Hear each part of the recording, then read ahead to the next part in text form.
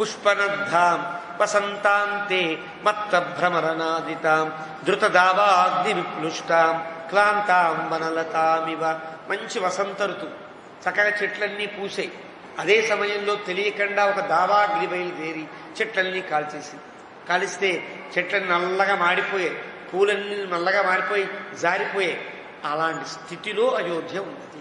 వసంత ఋతువు వచ్చింది, రాముడికి పట్టాభిషేకం అంతా ఆనందించారు. ఒకసారి దావాగ్ని, కైకేయి అనేటువంటి దావాగ్ని ప్రవేశించేటప్పటికీ అడవి అంతా కాలిపోయింది, పుష్పములన్నీ రాలిపోయాయి. అలా ఉంది అయోధ్య అని వర్ణించారు. తర్వాత సమ్మూఢ నిగమాం స్తబ్ధాం సంక్షిప్త విపణాపణాం ప్రచ్ఛిన్న శశి నక్షత్రాం ధ్యాం ఇవ అంబుధరైర్వృతాం. సమ్మూఢ నిగమాం స్తబ్ధాం సంక్షిప్త విపణాపణాం. తలుపులన్నీ మూసి ఉన్నాయి. ఎప్పుడైనా కూడా సంచారాలు సాగుతూ ఉంటే ఇళ్ల తలుపులు తీయడం, కిటికీల తలుపులు తీయడం చేస్తాం. ఎవరు ఇంట్లో చైతన్యం లేక పడి ఉన్నా తలుపులు తీసేవాళ్ళు, కిటికీలు తెరిచేవాళ్ళు ఎవరు ఉండరు. లేదు, ఒకళ్ళు కనుక దూరదేశాలు వెళ్ళిపోతూ ఆ ఇల్లు విడిచిపెట్టేస్తే అలాంటి ఇళ్ళు అలా ఉంటాయి. అలాంటి ఇళ్లల్లా ఉంది అయోధ్య. ఒకటి, ఒక షాప్ ఉందనుకోండి, ఒక కిరాణా షాపు, ఒక విపణి అంటారు, ఒక ఆపణం అంటారు. ఆపణం అంటే ఓ దుకాణం.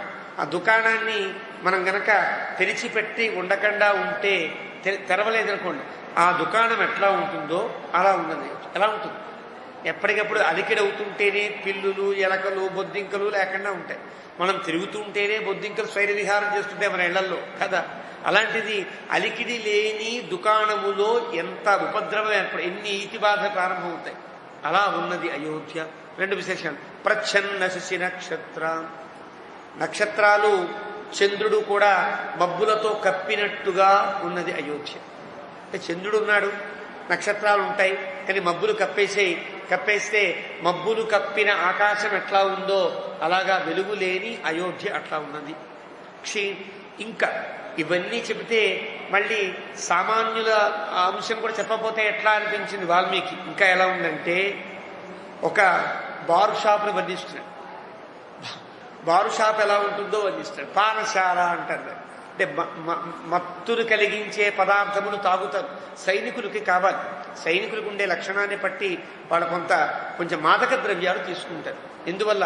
వాళ్ళ పడ్డ శ్రమని మర్చిపోవడానికో, మళ్ళీ శ్రమ పడడానికి వీలైనటువంటి శారీరక అనుకూలత పొందడం కోసమో తీసుకుంటారు. వాళ్ళ కోసమని ఆరోగ్యం చెడకుండా ఉండేటట్టుగా మద్యములను ఏర్పాటు చేసిన బాధ్యత రాజుల మీద ఉంటుంది. దూరంగా, ఊరికి దూరంగా మద్యశాలలు ఉంటాయి. వాళ్ళు ఈరోజు బారు షాపులు లాంటివి కావువి. అవి చాలా ఆరోగ్యకరమైనటువంటి అంశములు. వాటిని ఎలా తయారు చేయాలో మహర్షులు చెప్పారు. మద్యమును ఎలా తయారు చేయాలో కూడా మహర్షులు చెప్పారు. మహర్షులు చెప్పారంటే అది కొంతమంది తాగవలసినటువంటి ధర్మం ఉంటుంది. వాళ్ళు చెప్పారంటే ఆరోగ్యానికి ఇబ్బంది లేని రీతిలో ఉంటుంది. ఏదైనా అతి అయితే అనారోగ్యమే ఉంటుంది. అన్నమైనా ఏదైనా సరే. అన్నం బాగుంది కదా అని ఒక ఆయన గోమూత్రం తాగితే మంచిదని 1 లీటర్ గోమూత్రం తాగిపోయాడు అని ఒక పేపర్లో తెలిసింది కదా. గోమూత్రం మంచిదే, ఎంత పుచ్చుకోవాలో అంత పుచ్చుకోవాలి. యాసిడ్తో సమానం కదా. అలాగా అది మంచి వస్తువే అయినా ఎంత తీసుకోవాలో అంత తీసుకోవాలి. ఈ రకంగా ఎలా ఉన్నది అంటే, క్షీణ పానోత్తమైర్భిన్నై. ఒక కొండ తీసుకుంటాడు, కొంచెం పోసుకుంటాడు, తాగేస్తాడు, కొంచెం మత్తెక్కుతుంది, కోపం వచ్చి కుండను బద్దగొట్టేస్తాడు. ఆ షాప్ అంతా ఎలా ఉంటుంది? బద్దలు కొట్టిన కుండలతో ఉంటుంది ఆ షాప్. ఒకటి. రెండవది శరావై. పెద్ద పెద్ద పాత్రలో అందరికీ ఇవ్వడానికి వీలుగా ఒక స్టాక్ ఉంటుంది కదా. ఇప్పటికి 1/2 లీటర్ 1/4 లీటర్ వేయాలంటే 5 లీటర్ల స్టాక్ ఉంటుంది. అదంతా దొల్లించేశారు. మాకు వీడు పోయట్లేదు షాపులో, వాళ్ళే ఉంచుకుని తాగేటట్టుగా ఉంటే అది దొల్లిపోయింది. అలాగే శరావై.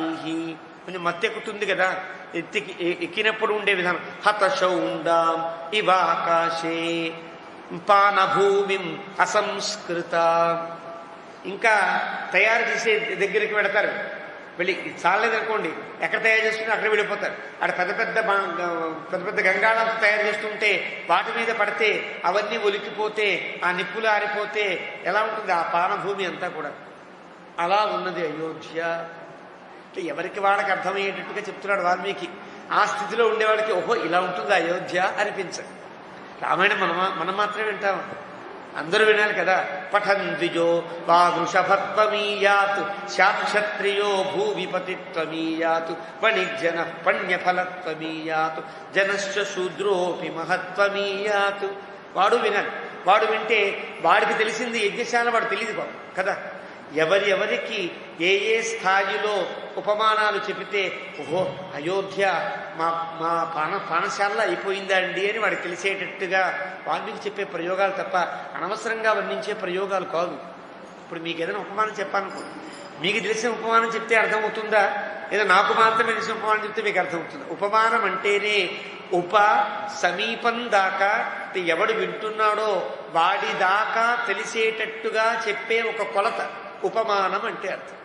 మీకు తెలియాలంటే ఎవడెవడు వింటున్నాడో అన్ని స్థాయిల వారికి తెలిసేటట్టుగా ఉపమానాలు చెప్పడం కవిగా ఒక పద్ధతి కాబట్టి వాల్మీకి చెప్పాడు తప్ప వాల్మీకి ఈ శాలల్లో కూడా ప్రవేశం ఉందా, ఇలాంటి పిచ్చి మాటలు పిచ్చి ఊహలు రాకపోవడానికి వీల్లేదు. అంటే వినేవాళ్ళందరికీ కూడా అది మాత్రమే తెలిసిన వ్యక్తికి ఓహో ఇలా ఉండే పానశాల వలె అయోధ్య అలా ఉంది అంటే అయ్యో ఎంత ఎంత అసంస్కృతంగా ఉన్నది. ఇక్కడ అంటాడు పానభూమి అసంస్కృతం, సంస్కరించబడని పానశాల వలె ఉన్నది.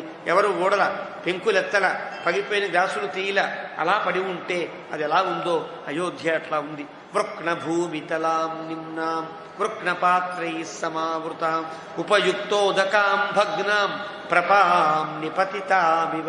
కొందరికి పాపం ఈ పానశాలలు తెలియవు, కొందరు వెళ్ళరు కదా, అందరూ తాగేవారు కాదు కదా. కానీ ఆకలి వేసి దాహం వేసి తాగేవాళ్ళు కూడా ఉంటారు. ఆ దాహంలో ప్రయాణంలో బాటసాలలో వెళ్ళేటప్పుడు దాహం వేసే తాగడానికి వీలుగా చలివేంద్రాలు ఉంటాయి కదా. ఆ చలివేంద్రం ఎట్లా ఉందో వాల్మీకి వర్ణిస్తున్నాడు. మళ్ళీ తమాష వృక్ణ భూమితలా, అందరూ గనక ముంచుకుని నీళ్ళు తాగేస్తే ఒక పద్ధతి పాటించకుండా గనక అక్కడ ఉండే మజ్జిగను అక్కడ ఉండేటువంటి నీళ్లు తాగేస్తే ఆ రొచ్చు అయిపోతుంది. రొచ్చు అయితే భూమి దిగబడినట్టుగా అవుతుంది. అలా రొచ్చైపోయిన భూమి కలిగిన ప్రపలా ఉన్నది, చలివేంద్రంలా ఉన్నది. అంతేనా? వృక్ణ భూమితలాం నిమ్నాం, జారిపోతూ కిందకి వెళ్ళిపోతున్నట్టుగా ఉన్నది. వృక్ణ పాత్రై, తాగినవాడు ఒక్కొక్కళ్ళు ఇప్పట్లో అయితే ప్లాస్టిక్ గ్లాసులు వచ్చాయి, రకరకాల గ్లాసులు వచ్చాయి, కానీ మట్టి పిడతలే వాడేవారు. అవి తాగినవాడు ఒకరు తాగినవాడు ఇంకోటి తాగేవాడు కాదు కాబట్టి ఆ మట్టి పిడతలో తాగి వాళ్ళు ఏం చేస్తారు, పక్కన పెడితే ఎవరన్నా తాగుతారని మళ్ళీ యూజ్ అండ్ త్రో పద్ధతిలో ఇప్పుడు ప్రకృతిని పాడు చేసే స్థితి వచ్చింది. ప్రకృతిలో కలిసే పద్ధతి ఆనాడు ఉండేది కాబట్టి ఆ మట్టి పాత్రలు తాగిన వాళ్ళు పక్కన పగలగొట్టేస్తారు, కొట్టి వెళ్ళిపోతారు. చలివేంద్రంలో అలాగా రొచ్చైపోయి నేల పాడైపోయింది, పగలగొట్టినటువంటి కుండలతో ఉన్నది. అక్కడ నీళ్లు పోసేవాడు ఎవడూ లేడు. అలాంటి ఉపయుక్తోదకాం భగ్నాం, ఒకడు శుభ్రంగా తాగేసి అన్నీ అయిపోయింది అనుకోండి, అక్కడ నీళ్లు అయిపోయాయి, ఇంకో బాటసారి వచ్చాడు, అక్కడ నీళ్లు లేకపోతే వాడేం చేస్తాడు, కోపం వచ్చి ఆ ప్రపని పీకేస్తాడు. కోపం వచ్చి ఇక్కడ ఎవరు నీళ్లు పెట్టలేదంటే అలా పీకేయబడిన ప్రపలా ఉన్నది. ఎంత వర్ణించు ఆ స్థితిని కూడా. అంటే పానశాల తెలియని వాళ్ళు, యాగశాల తెలియని వాళ్ళు, గుర్రపుశాల తెలియని వాళ్ళు, ఇవేమీ తెలియని వాళ్ళకు కూడా అర్థమయ్యేటట్టుగా ఒక పద్ధతి, పాఠశాలలు కూడా అర్థమయ్యే ఒక ఉపమానాన్ని వాల్మీకి చెప్పాడు. విపులాం వితతాంచైవ యుక్తపాశాంతరస్మినాం భూమౌ బాణైః వినిష్కృతాం పతితాంజ్యామివాయుధాత్. ఒక ధనస్సు ఉంటుంది, ధనస్సుకు అల్లెత్రాడు కడతారు. అల్లెత్రాడు ఒక దగ్గర గట్టిగా బిగించి రెండవ చోట కట్టడానికి వీలుగా ఒక సీకు పెట్టుకుని అక్కడ దాకా మెల్లగా లాగాలి. అది ధనస్సు ఎంత ఉంటుందో అల్లెత్రాడు అంత ఉండకూడదు. ధనస్సు కనుక 6 అడుగులు ఉంటే ధనస్సు కూడా ఎంత ఉండాలి, ఆ వ్యక్తిని యొక్క వాడి యొక్క ఎత్తును బట్టి ధనస్సు ఉంటుంది. మనం గతంలో చెప్పుకున్నాం రాముడు ధనస్సు ఎంత ఉండాలి, రాముడు నిలబడితే రాముడి కంటే ఒక గుప్పెడు ఎక్కువ ఉండాలి రథం. అది ఒక నియమం, ఆ నియమం ప్రకారంగా ఉంటాయి ధనస్సులు. దానికి 1 అడుగు తక్కువ దారం ఉంటుంది. అంటే అర్థం ధనస్సును వంచితే మొత్తం మీద 1 అడుగు అడుగున్నరో వంగాలంటే తాడు ఎంత ఉండాలి, తాడు ఇంత ధనస్సు ఎంత ఉంటుందో అంత తాడు పెట్టకూడదు, కొంచెం తగ్గించి పెడతారు. అంటే అడుగు తక్కువ దారం ఉంటుంది, దానితో గట్టిగా లాగి దీన్ని ముడివేస్తారు. ముడివేసినప్పుడు అది కరెక్ట్గా ధనస్సు మళ్ళీ సంధించడానికి వీలుగా ఉంటుంది, స్టిఫ్గా ఉంటుంది. ఎప్పుడైతే ఆ దారం గట్టిగా కావాలని లాగితే పగిలిపోతుంది.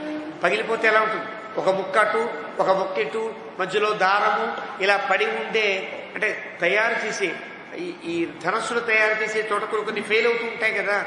కొన్ని వస్తువులు తయారు చేసి అన్నీ కూడా సక్సెస్ అవుతాయి. కుండలు చేసే ప్రతివాడికి అన్ని కుండలు పూర్తిగా, కొన్ని కుండలు మట్టి పాడైపోతాయి, పక్క పోయేస్తాడే కదా. అలాగా ఆయుధశాలలో ధనస్సులు తయారు చేసే వాళ్ళ దగ్గర కొన్ని ఫెయిల్ అయినటువంటి చోట అవన్నీ పక్కన పడేస్తే అలా పక్కన పడవేసిన విఫలమైన ధనస్సుల వలె అయోధ్య ఉన్నది అంటాడు. వాళ్ళప్పుడు తెలిసేటట్టుగా ఇదొక అందమైన ఉపమానం. ఇలాగా సహసా యుద్ధశౌండేన హయారోహేణ బాధితాం విక్షిప్త భాండాముత్సృష్టాం కిశోరీనివ దుర్బలాం. కొన్ని గుర్రాలు ఉంటాయి. గుర్రాలకి మనుషుల్ని ఎక్కించుకుని వాటికి ఆ దౌడు నేర్పడం కోసమని ఆ వ్యక్తి ఆ రౌత్ ఎవడైతే ఉంటాడో దాన్ని ఎక్కి ప్రాక్టీస్ చేస్తుంటాడు.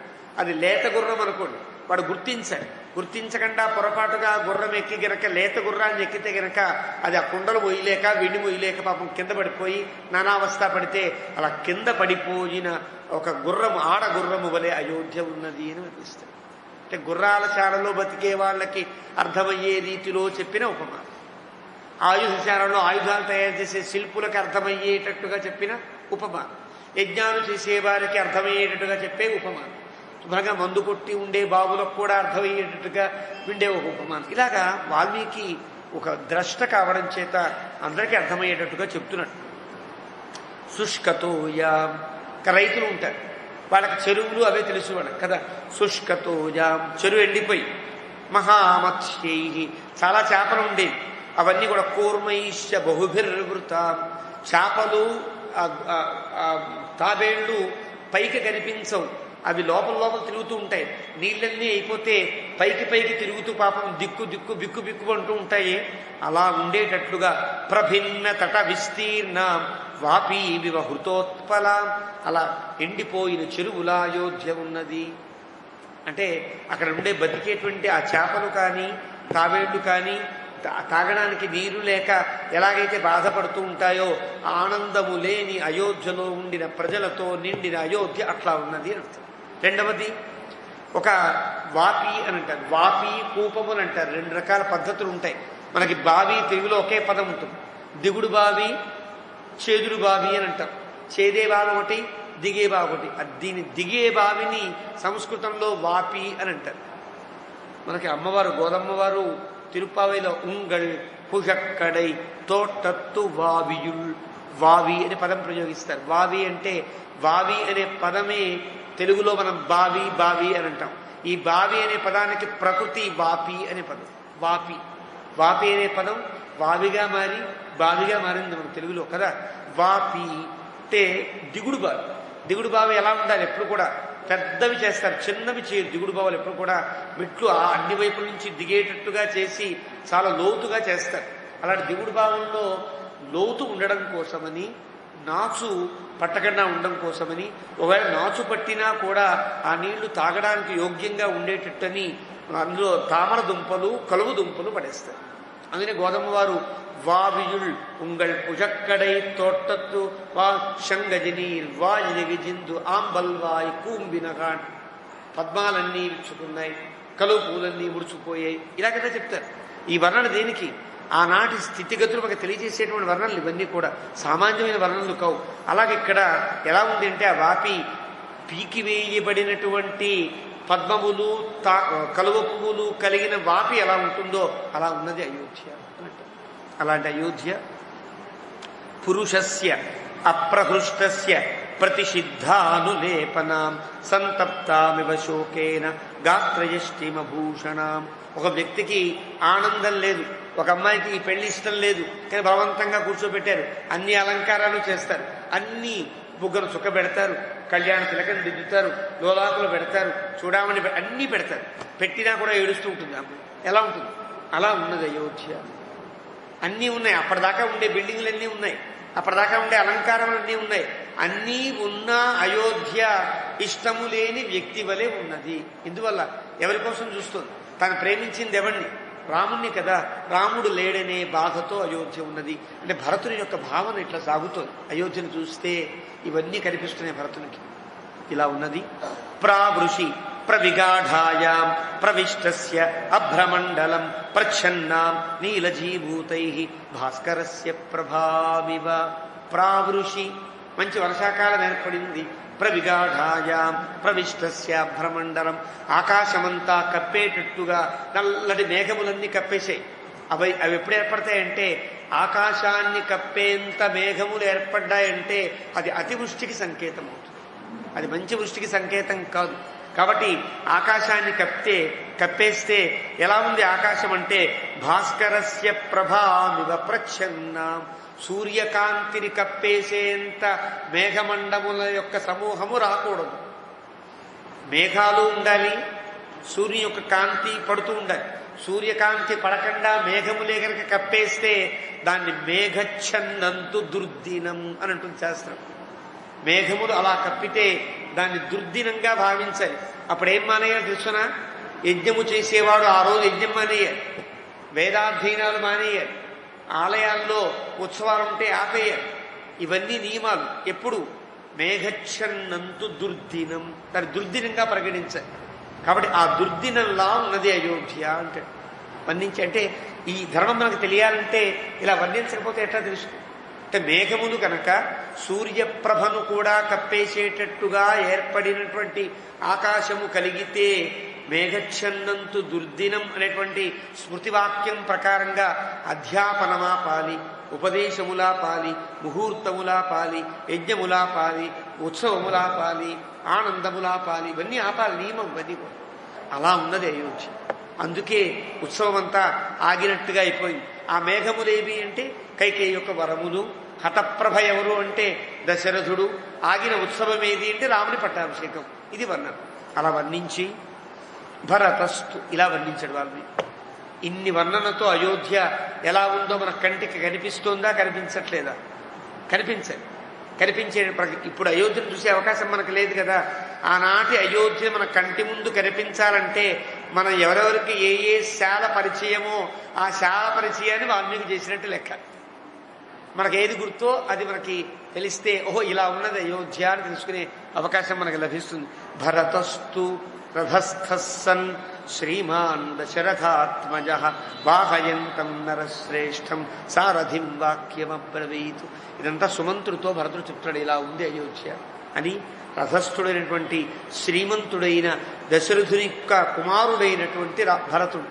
దశరథుని కుమారుడు అని చెప్పడంలో తాత్పర్యం దశరథుని యొక్క ఆత్మగతమైనటువంటి సత్యవాక్ పరిపాలనకు ఎలాంటి ఆటంకం కలగనీయకుండా, తల్లి కోరికలకు ఎలాంటి ఆటంకం లేకుండా, రాముని యొక్క రాజ్యత్వానికి, జ్యేష్ఠత్వానికి, శ్రేష్ఠత్వానికి కూడా ఆటంకం కలగనీయకుండా ధర్మాన్ని పాలించిన భరతుడు అని అర్థం. భరదశరథాత్మజ అంటే అర్థం. అలా ఇది వాహయంతం నరశ్రేష్టం, అలా రథాన్ని తోలేటువంటి సారథితో అంటున్నాడు. కిన్ను కల్వద్య గంభీర మూర్ఛితో నిశమ్యతే యథాపురమయోధ్యాయాం గీతవాదిత్ర నిస్వనః. నిజంగా రాముడు వస్తూ ఉంటే మంగళవాద్యాలతో ఇదంతా కూడా అయోధ్య అంతా కలకలలాడాలి కదా. మరి రాముడు వచ్చాడు కదా రథంలో. కానీ రాముడు వచ్చాడని తెలియని అయోధ్య ఏమాత్రం కీర్తనలు పాడడానికి కానీ, మంగళవాద్యాలు మోగించడానికి కానీ, హారతులు ఇవ్వడానికి కానీ తెలియకుండా అయిపోయింది అయోధ్య. అయ్యో రాముడు మళ్ళీ రాముడి పాదుకల రూపంలో ప్రవేశిస్తూ ఉంటే కూడా అయోధ్య ఇలా ఉన్నది. కాబట్టి వారుణీ వదగంధశ్చ మాల్యగంధశ్చ మూర్ఛిత ధూపితా కరుగంధశ్చ న ప్రవాతి సమంతత. ఎక్కడ చంద్రపు సుగంధాలు లేవు. వారుణి అంటే మద్యపానములు తాగేటువంటి, మధువులు తాగేటువంటి ఆ మధువుల యొక్క వాసనలు లేవు. అగరు ధూపములు లేవు. మంచి అందమైనటువంటి గాడులు వీచట్లేదు. యాన ప్రవర ఘోషశ్చ స్నిగ్ధశ్చ హైనిస్వన. ఎక్కడ వాహనాలు తిరగట్లేదు. ఏనుగుల ఘీంకారములు లేవు. గుర్రముల సకిలింపులు లేవు. రథముల గణగణ ధ్వనులు లేవు. రథం గణగణాను ఎందుకు అవుతుంది? రథములకు గంటలు కడతారు. అంటే గంట కడితే రథం వస్తూ ఉంటే ఆ వీధిలో ఉండేవాడు తప్పుకోవడానికి హారన్లు ఉండవు కదా. ఈరోజు పింగమంటూ హారన్ కొట్టే అవకాశం ఉండదు. గంట మోగితే రథం వస్తోందని లెక్క. ఆ గంటను బట్టి రథానికి ఎంత దూరంలో వెళ్ళిపోవాలో వీధిలో ఉండేవాడు అంత వీధికి తప్పుకోవడానికి వీలుగా రథము గణగణ ధ్వని చేస్తుంది. కాబట్టి అలాంటి ధ్వనులు కూడా లేవే. నేదానీం శ్రూయతే పుర్యామస్యాం రామే వివాసితే. రాముడు లేడని కదా. ఇదంతా కూడా ఇలా ఉంది అయోధ్య. చందనాగరుగంధాశ్చ మహార్హాశ్చ నా సవస్రజ గతే రామే తరుణా సంతప్తానోపభుంజతే. ఎవరు కూడా ఆనందాన్ని అనుభవించేవాళ్ళు, ఇష్టమైన పదార్థాలు వండుకుని తినేవాళ్ళు కూడా ఎవరు లేరు. బహిర్యాత్రాన్న గచ్చంతి, ఎవరు బయటికి రావట్లా ఇష్టపడి.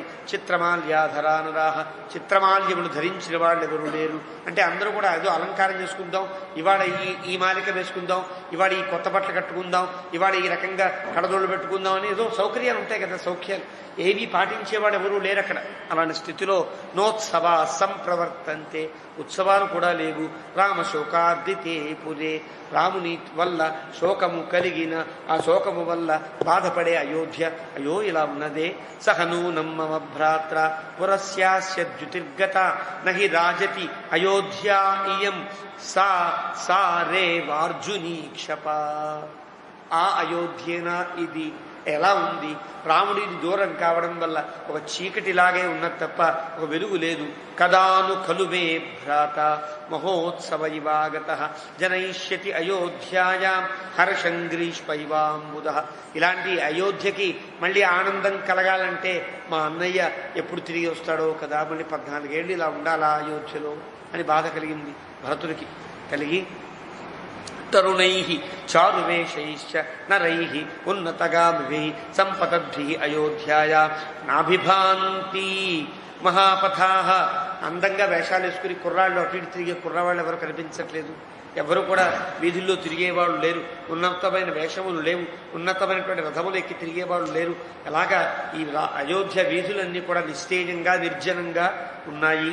ఏవం బహువిధం జల్పన్. ఇలా భరతుడు ఇంకా మాట్లాడుతూనే ఉన్నాడు. పాపం అయోధ్యని దూరంగా చూస్తూ, అయోధ్యలో దశరథుని యొక్క అంతఃపురమునకు ఆ మెట్ట దాకా వచ్చేంత వరకు భరతుడి యొక్క బాధ ఇదే.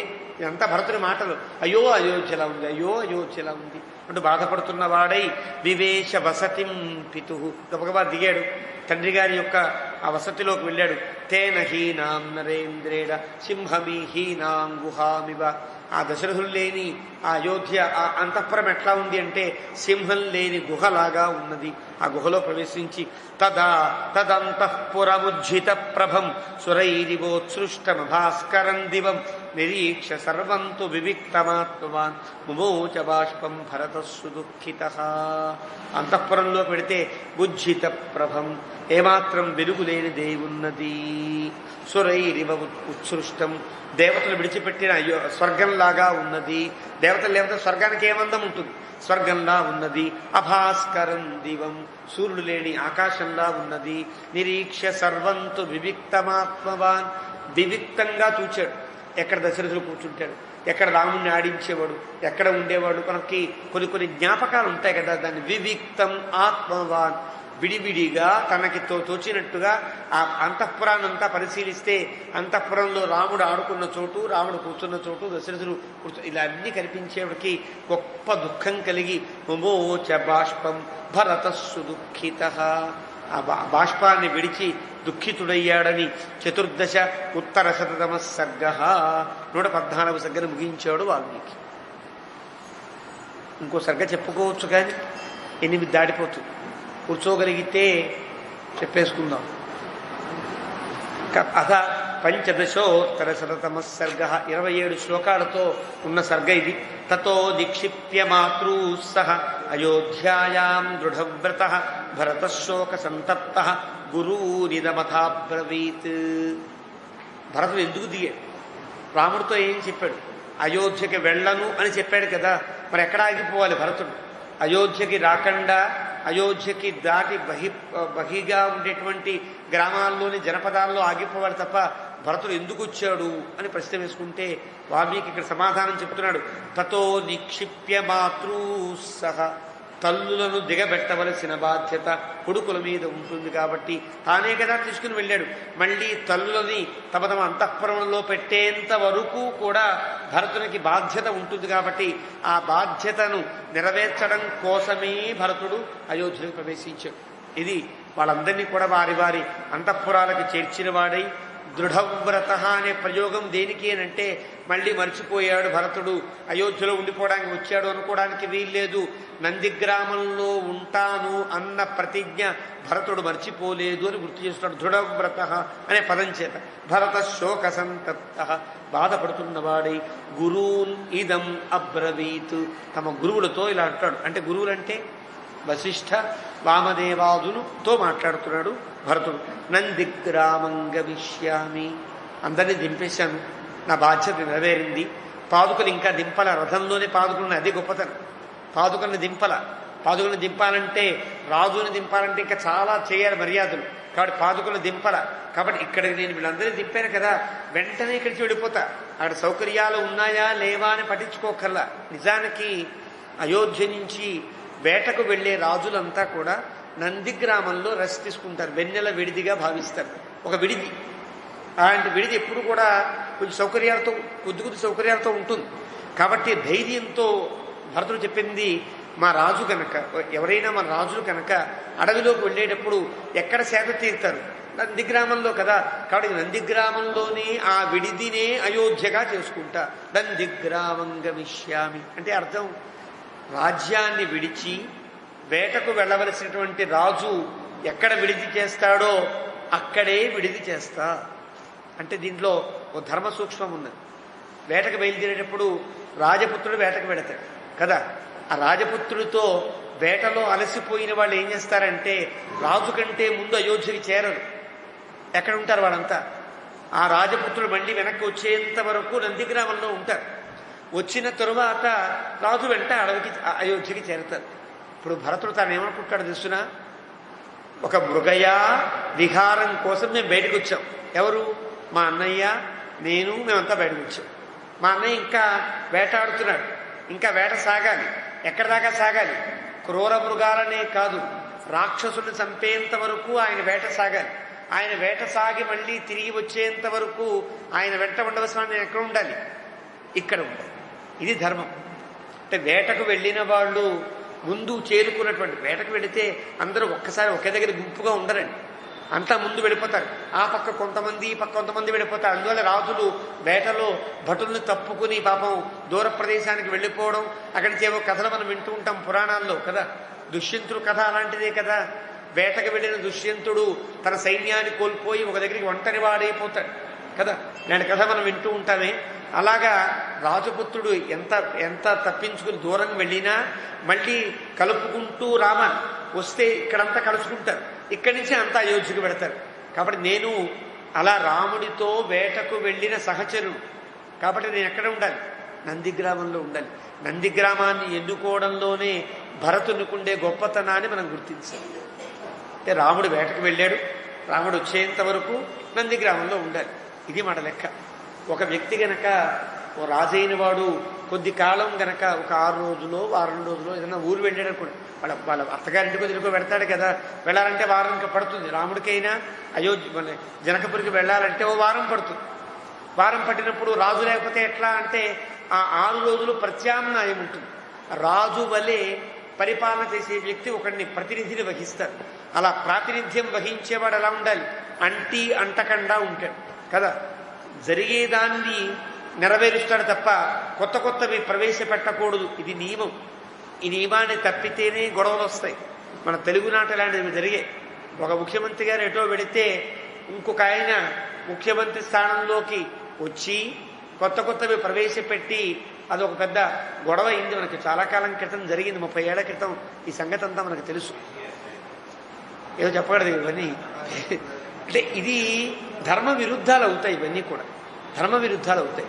కాబట్టి అలాగా ప్రతినిధిగా ఉండే వ్యక్తి కొత్తవి ప్రవేశపెట్టడానికి వీల్లేదు. ఆ ప్రాతినిధ్యం ఉండే రాజ్యము సుభిక్షంగా సాగేటట్టుగా చూసుకోవాలి తప్ప అలా చేసే వ్యక్తి ఎలా ఉండాలో భరతుడికి తెలుసు. కాబట్టి నందిగ్రామంలోనే ఉంటా. నందిగ్రామం గమిష్యామి సర్వాన్ ఆమంత్రయేద్యవః తత్ర దుఃఖమిదం సర్వం సహిష్యే రాఘవం వినా. నేను నందిగ్రామంలో ఉంటా. అక్కడ నేను ఈ స్థితిలో ఎలా ఉండాలో అలా ఉండే స్థితిని మీరు నాకు ఏర్పాటు చేయరా మహర్షి అని అడిగాడు. అంటే ఎందువల్ల అడిగాడంటే పాపం మామూలు గనక మంత్రులు అయితే గనక, ఏది లౌకిక మంత్రులు అయితే గనక అక్కడ మళ్ళీ భరతుడికి కావలసినటువంటి ఒక పరుపు, ఒక సింహాసనం, ఒక ఏసీ, ఒక కూలరు, ఒక టీవీ అని పెట్టేస్తారు. వాళ్ళకు ఉండే నియమాలు సార్, వాళ్ళకి చెప్పకూడదు. ఎవరికి చెప్పాలి? వైదిక మంత్రులకు చెప్పాడు. గురురీదం, గురువులకు చెప్పాడు. అంటే అర్థం ఏంటి? నేను ఇలా కృష్ణాంజనంగా ఉంటాను, జడలు ధరించి ఉంటాను, రాముడు అడవిలో ఎలా ఉంటాడో అలా ఉంటా, కాబట్టి అలా ఉండే నాకు తగినట్లుగా అక్కడ అన్ని ఏర్పాటు చేయి. అంటే చిన్న సింహాసనం ఎలా ఉండాలంటే వెదురుబద్దలతో చేసిన సింహాసనమే ఉండాలి, దాని మీద జింక చర్మమే వెయ్యాలి. నేను వాడే పాత్రలు చెక్క పాత్రలో, మట్టి పాత్రలో ఉండాలి తప్ప బంగారపు పాత్ర, వెండి పాత్ర ఉండడానికి వీల్లేదు. ఇవన్నీ భరతులు అన్ని చెప్పక్కర్లా, గురువులకు అప్పచెప్పాడంటే గురువులు వైదికమైన రీతిలో రాజు దీక్ష వహించినప్పుడు ఎలా ఉంటాడో అదంతా వీళ్ళు చూసుకుంటారు. మనకి సినిమాల్లో సెట్టింగ్లు వేసేవాళ్ళు ఉన్నారనుకోండి. ఇప్పుడు రాజదర్బార్ సెట్టింగ్ వేయాలి అంటే రాజదర్బార్లో ఏముండాలో ఆ సెట్టింగ్ వేసేవాడు తెలుస్తుంది. ఇప్పుడు యాగశాల వేయాలంటే యాగశాల ఎలా ఉండాలో తెలియాలి కదా. ఎవరెవరికి ఏ ఏ ఒక సౌకర్యముల మీద అవగాహన ఉంటుందో వాళ్ళకి అవి చెప్పాలి. సాధారణంగా ఎందుకు సినిమా నాటకం అంటున్నానంటే ఇవి మన కళ్ళ ముందు కనిపిస్తూ ఉంటాయి కాబట్టి. ఆనాడు ఏది ఏ రకమైనటువంటి సౌకర్యం, పట్టాభిషేకానికి ఏర్పాటు చేయండి అంటే ఎవరు చేస్తారు? లౌకిక మంత్రులు చేస్తారు, వాళ్ళకి అన్నీ తెలుసు. వైదికంగా ఉండేవాటికి వశిష్ఠాదులు చేస్తారు. అయోధ్యకాండ ప్రారంభంలో మనకి వాల్మీకి చెప్పాడు. ఇప్పుడు భరతుడు వైదికముగానే బతకవలసిన వాడు కాబట్టి ఆ ఏర్పాట్లన్నీ ఎవరు చూడగలరంటే వశిష్ఠాదులే చూడగలరు. కాబట్టి వారితో చెప్పాడు, నేను ఎలా ఉండొచ్చో అక్కడ అలా ఉండేటట్టుగా నాకు ఏర్పాటు చేయండి, అక్కడే ఉండి రాముడు లేని దుఃఖాన్ని అక్కడ అనుభవిస్తా నేను అన్నాడు. అని గతశ్చ హి దివం రాజా వనస్థశ్చ గురుర్మమ రామం ప్రతీక్షే రాజ్యాయ సహి రాజా మహాయశ. తండ్రి గారు లేరు, తండ్రి లాంటి అన్నయ్య దూరం అయ్యాడు కాబట్టి వనస్థుడై రాముడు ఉన్నాడు. రాముణ్ణి యొక్క రాక కోసం ఎదురు చూస్తున్న వాడిని అక్కడే ఉంటా. నహి రాజా, నేను రాజులు కాను, మహాయశాహ, రాముడే రాజు, ఆ కీర్తి రాముడికే చెందాలి అని ఏతచ్చుత్వా శుభం వాక్యం. ఇంత బాగా పలికాడు. అక్కడైతే అరణ్యంలో మాట ఇచ్చాడు, కానీ ఇక్కడికి వచ్చిన తర్వాత భరతుడు మళ్ళీ రాజ్యం కదా, రాజు ఎలా ఉండాలో ఏర్పాటు చేసేయండి అన్నాడు అనుకోండి, మళ్ళీ ధర్మం తప్పినట్టు అవుతుంది. కాబట్టి ఇంత ధర్మం తప్పకుండా భరతుడు ఆజ్ఞాపించే తీరులో ఉండే గౌరవాన్ని గుర్తించిన వశిష్ఠాది మహర్షులు శుభం వాక్యం మహాత్మనః భరతస్య, ఎంత గొప్పవాడు. అబ్రువన్ మంత్రిణ సర్వే వశిష్ఠశ్చ పురోహితః. ఇప్పుడు వశిష్ఠుడు మంత్రులను పిలిచి, అయ్యా మీరు అక్కడ ఇలాంటి సింహాసనం ఏర్పాటు చేయండి, ఇలాంటి పడకలు ఏర్పాటు చేయండి, ఇలాంటి పాత్రలు ఏర్పాటు చేయండి, ఈ సౌకర్యాలు మాత్రమే ఉంచండి అక్కడ అంటూ వాళ్ళకు కావలసినటువంటి సలహాలు వశిష్ఠుడు ఇచ్చాడు. శుభృశం శ్లాఘనీయంచ యదుక్తం భరతత్వయా వచనం భ్రాతృవాత్సల్యాతు అనురూపం తవైవ తతు. అన్నీ ఆజ్ఞాపించి వశిష్ఠుడు భరతుడితో అంటున్నాడు.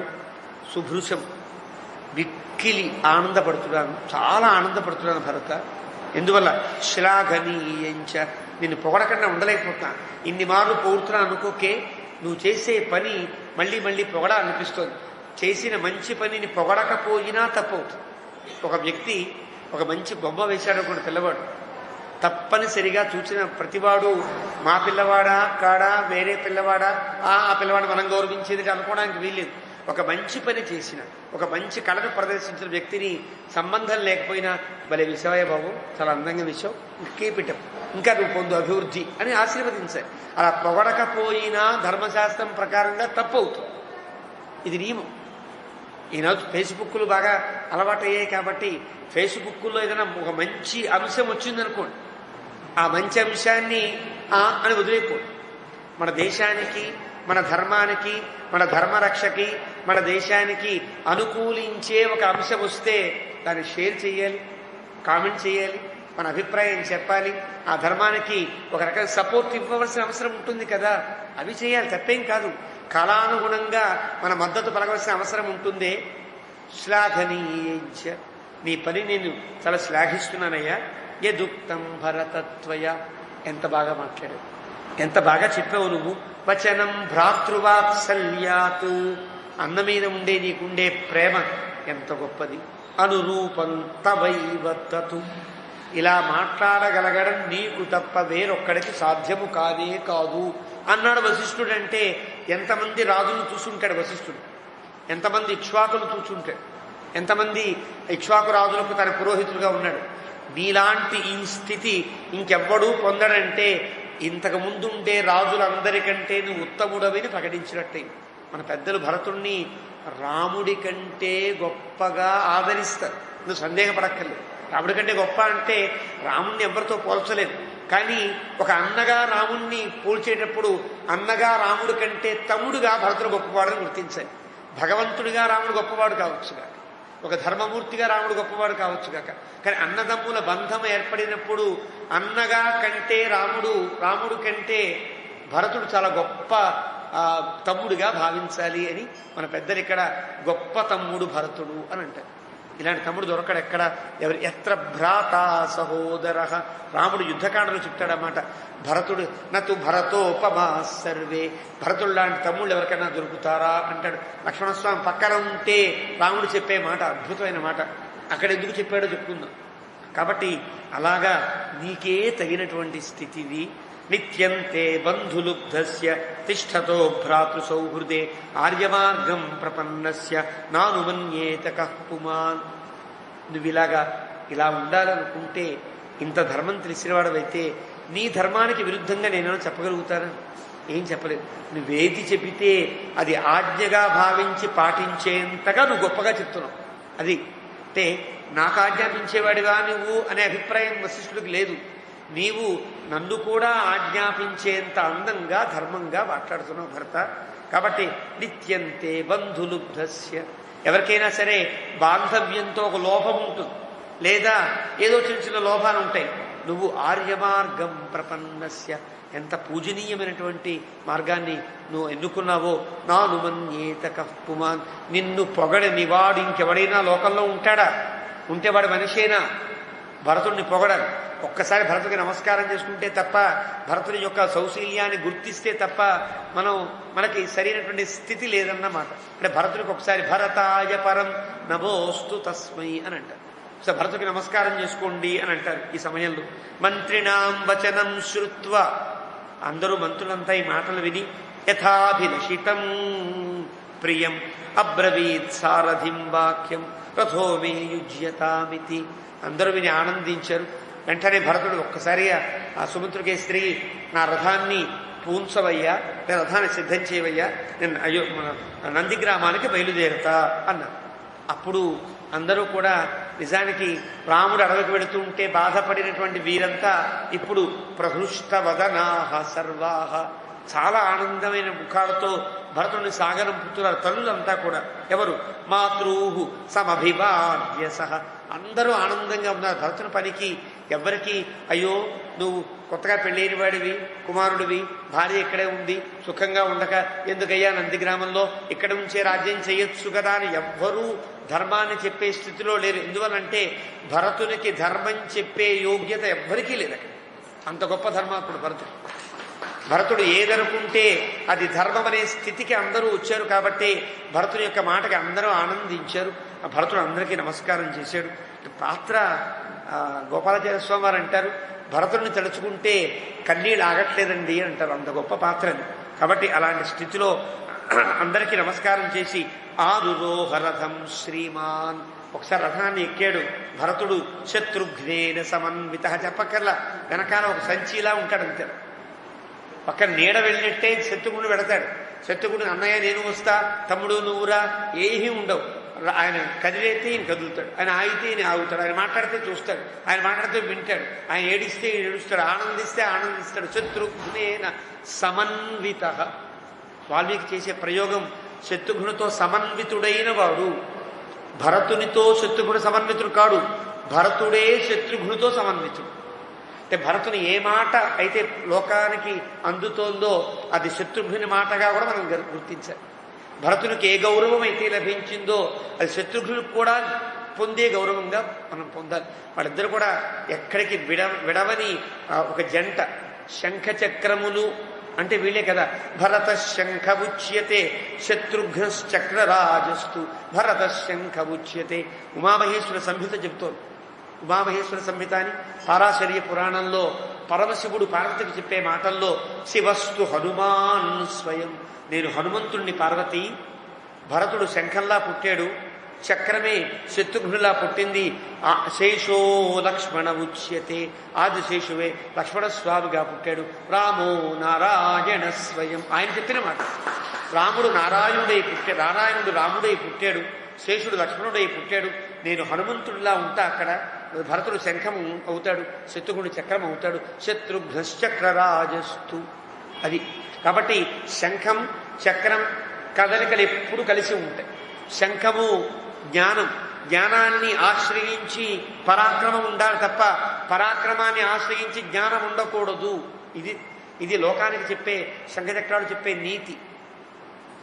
జ్ఞానం ఉండి పరాక్రమం దానికి అనుగుణంగా సాగాలి. పరాక్రమం ఉండి దానికి అనుగుణంగా జ్ఞానము సాగితే పరాక్రమం హెచ్చయి జ్ఞానము తగ్గుతుంది.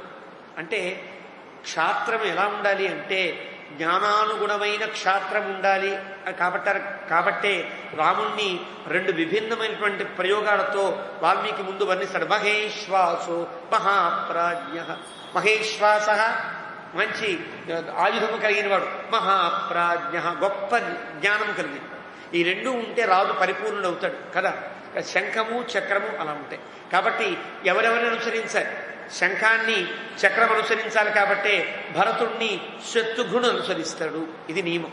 అలాగా శత్రుఘ్నేన సమన్విత ఆరుష్య రథం శీఘ్రం శత్రుఘ్న భరతాబుభౌ, రథాన్ని ఎక్కారు శత్రుఘ్న భరతాబుభౌ, భరత శత్రుఘ్నౌ కాదు, శత్రుఘ్న భరతాబుభౌ అంటే అర్థం శత్రుఘ్నుడు ముందు కూర్చుని ఉంటాడు, వెనకాల భరతుడు కూర్చుని ఉంటాడు. అంటే ఉత్తమ స్థానంలో భరతుడు, కొద్ది కింద స్థానంలో రెండవ రథికుడైన శత్రుఘ్నుడు, ఆ ముందు స్థానంలో సుమంతుడు ఉంటాడు. వెళ్ళేటప్పుడు అన్నయ్యకి ముందు తమ్ముడు ఉంటాడు. అది నియమం కదా. ఆ నియమానుసరించి శత్రుఘ్న భరతాబుభౌ అంటే వాల్మీకి ప్రయోగంలో కూడా ధర్మం మనకు కనిపించాలి. అలా వెళ్ళారు. యయతు పరమప్రీతౌ, అలా వెళ్ళి మంచి పరిపూర్ణ పరమ ప్రీతితో వృతౌ మంత్రి పురోహితై. ఒకసారి వీళ్ళిద్దరు వెళ్ళిపోతే ఎట్లా, మళ్ళీ మంత్రులంతా కూడా అనుసరించారు. ఎక్కడి దాకా వెళ్ళాలి?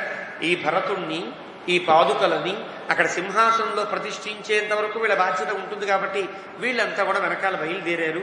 అగ్రతో గురవస్తత్ర, ఎక్కడైతే చిత్రకూటంలో భరతుడు పాదుకలతో ప్రారంభించినప్పుడు ఎలాగైతే గురువులంతా ముందు శాకున సూక్తములు అప్రతిరథ సూక్తములు పఠించారో మళ్ళీ అలాగే పద్ధతిలో అయోధ్య నుండి వెళ్లే పాదుకలకి మళ్ళీ వశిష్ఠాదులంతా ముందు నిలబడి ఆ మంత్రములన్నీ పఠించారు. వశిష్ఠ ప్రముఖాద్విజా వారంతా అగ్రత గురవస్తత్ర, వీళ్ళంతా ముందు నడిచారు.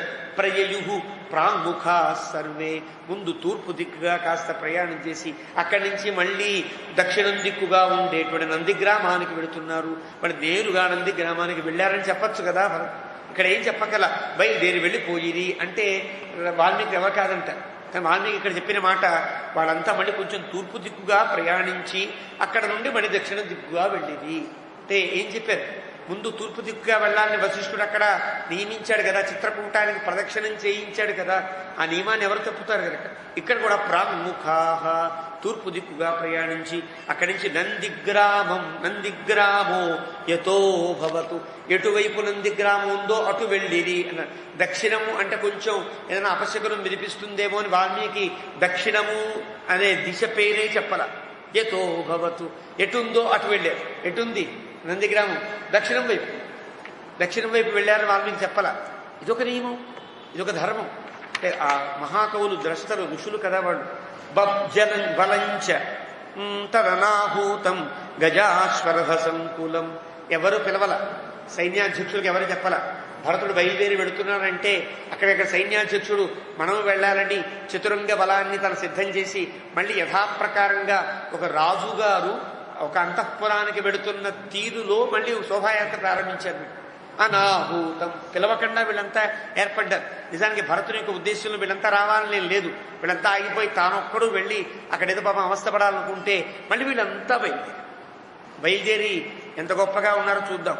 ప్రయజౌ భరతే యాతే సర్వే చ పురవాసిన, వాళ్ళే కాదు పురవాసులు కూడా మళ్ళీ భరతుణ్ణి ఎంత గొప్పగా సాగనంపాలో అంత గొప్పగా సాగనంపారు. అప్పుడు భరతుడు రథాన్ని ఎక్కిన తర్వాత ఏం చేయాలి తెలుసునా? నిజానికి ఆ భరతుడు కిరీటాన్ని పెట్టుకుని రాజ్యం వైపు నడవాలి. కిరీటాన్ని పెట్టుకునే అవకాశం భరతుడికి లేదు. ఇప్పుడు ఏ కిరీటం పెట్టుకోవాలి? ఆ పాదుకలు, ఒక సింహాసనంలో ఉండే పాదుకలని తన నెత్తి మీద పెట్టుకుని నడవడం రథంలో కూర్చున్నాడు. ఎందుకు కూర్చోవాలి అలాగా? అంటే నేను రాజుని అని మీరంతా అనుకుంటున్నారు. ఈ చతురంగ బలాలు ఎందుకే బయలుదేరాయి? మా భరతుడు రాజు అనుకుంటున్నారు వాడంతా. కాబట్టి వాళ్ళందరికీ ఏం తెలియాలి? రాముడే రాజుని మళ్ళీ వాళ్ళకి జ్ఞాపకం చేయాలి. అంటే ఏం చెయ్యాలి? అంత గోళ్ళలో గట్టిగా అనౌన్స్మెంట్ చేసినా వినిపించుకోరు ఎవరు కూడా.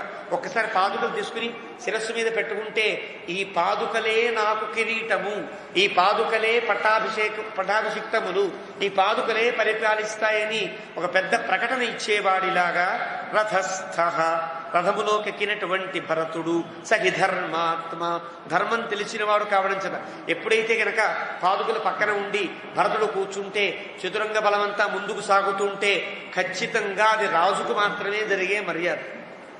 రాజుకు మాత్రమే జరిగే మర్యాద తనకు జరిగితే కూడా సహించలేడు భరతుడు. కాబట్టి ఏం చేశాడు? ధర్మాత్మ, ధర్మం తెలిసిన భరతుడు భరతో భ్రాతృవత్సల అన్న వెంటనే గుర్తొచ్చి, అయ్యో ఈ మర్యాద అంతా నాకు జరుగుతోంది ఇక్కడ, అన్న కదా జరగాలి అనిపించిన వాడై అవతీర్య నందిగ్రామం యయౌ తూర్ణం, నందిగ్రామం గబగబా వెళ్ళిపోతే తప్ప వీళ్ళందరూ కూడా వెంటపడుతూనే ఉంటారని వీళ్ళందరికంటే ముందు వెళ్ళిపోవడం కానీ శిరస్యాధాయ పాదుకే, శిరస్సు మీద పాదుకలు ధరిస్తే అందరికి అర్థం ఏంటి? నేను కాదు, ఈ పాదుకలు రాజు, ఈ జరిగేటువంటి మర్యాద అంతా నాకు కాదు, ఈ పాదుకలకి అనే పారతంత్ర్య బుద్ధి కలిగిన వాడు భరతుడు. నిజానికి సింహాసనంలో ఉండే పాదుకలను తీసి మళ్ళీ నెత్తి మీద పెట్టుకోవాలి. ఇది గొప్పతనం. భరతులకు ఉండేటువంటి ప్రతి పనిలో, ప్రతి కదలికలో ధర్మాన్ని పాటించే పద్ధతి ఇంత అద్భుతంగా ఉంటుంది. దాన్ని ప్రకటించే పద్ధతి వాల్మీకి ఇంత గొప్పగా ఉంటుంది. అలాంటి పాదుకలను శిరస్సు మీద ధరించి తతస్తు భరత క్షిప్రం, ఇంకా ఈ మర్యాదకి నిమిత్తం లేకుండా గబగబా నందిగ్రామం ప్రవిశ్య సహా, వీళ్ళకంటే వేగంగా నందిగ్రామానికి చేరుకున్నారు. అవతీర్య రథాత్తూర్ణం, గబగబా రథం దిగాడు. గురూన్ ఇదం ఉవాచ, గురువులతో మళ్ళీ అంటున్నాడు. హా అంటే అర్థం ఆశ్చర్యకరముగా మాట్లాడేను అని అర్థం. వాల్మీకి ప్రయోగాల్లో ముందు నుంచి చెప్తున్నాను, ఎప్పటికప్పుడు చెప్పడం దేనికంటే ఇది మా గురువు గారికి అత్యంత అభిప్రేతమైనటువంటి అంశం. ఇది గోపాలదేవ స్వామి వారి మహానుభావులకి హా ఎక్కడొచ్చినా అబ్బా అబ్బా అంత ఆనందపడేవి. అంటే హా అనే ప్రయోగం వస్తే అంత ఆనందం. ఎందువల్ల? ఇక్కడ దిగిన వెంటనే వశిష్ఠాది గురువులతో భరతుడు చెప్తున్నాడు, ఏతద్రాజ్యం మమ భ్రాత్ర దత్తం సన్యాసవత్స్వయం యోగక్షేమవహేచేమి పాదుకే హేమభూషితే. పొరపాటుగా గనక వశిష్ఠాదులెవరైనా సరే పాదుకల్ని పాదుక లోపలికి వెళ్ళేటప్పుడు సంకల్పం చెప్తారు వాడు పట్టాభిషేకానికి కదా. ఆ సంకల్పం ఏతద్రాజ్యస్య పాలక భరత అని సంకల్పం చెప్పారు. ఆ సంకల్పం కూడా నాకు ఇష్టం లేదు. పొరపాటుగా కూడా ఏదో వాసిష్ఠగోత్రోద్భవస్య భరత మహారాజవర్మణ అని చెప్తే గనక అదొక తప్పు అవుతుంది. ముందు గురుగారు చెప్పేస్తున్నాడు. గురుగారు సంకల్పం తప్పు చెప్తారేమో, రాముడే రాజు, ఈ పాదుకలే రాజులు, నేను ప్రతినిధిని అని చెప్పాడు. ఇది గొప్పతనం. వశిష్ఠాదులు తెలియదా? తెలిసినా మళ్ళీ గబుక్కన వాళ్ళు చెబితే భరతుని యొక్క మనస్సు ఎలా ఉంటుంది? కొంత చెప్తే చెప్పలే వదిలేస్తాం. మనని పొగటం ఇష్టం లేదనుకోండి, నాకు ఏదో రామాయణం చెప్పడం సరిగ్గా రాదు. అంటే పక్కవాడు రామాయణం రాదు అన్నాడు అనుకోండి, చిన్న కోపం వస్తుంది. రామాయణం బాగా చెప్తాడు అన్నాడు అనుకోండి, రానివాడిని నేను యాక్సెప్ట్ చేయవచ్చునా? అదే తప్పండి, సరిగ్గా చెప్పలేను అని చెప్పాలి. ఒక్కోసారి ఏమవుతుంది, ఇంతమంది ఉంటే అంటే అన్నాడు బాగానే ఉంది కదా, పొగడితే ఎవరికి బాగుంటుంది కదా అనుకుంటే కూడా దోషం ఏర్పడుతుంది కదా. ఒకవేళ గనక వశిష్ఠాది మహర్షుల్లో ఎవరో ఆయనే సంకల్పం చెప్పాడు, పక్కన వామదేవుడు గారు ఓం భువ అని ప్రారంభించి భరతస్య రామధేయస్య అంటే గనక మళ్ళీ ఈ లోపల నుంచి తోడినట్టు అవుతుందేమో అని ముందే చెప్తున్నాడు.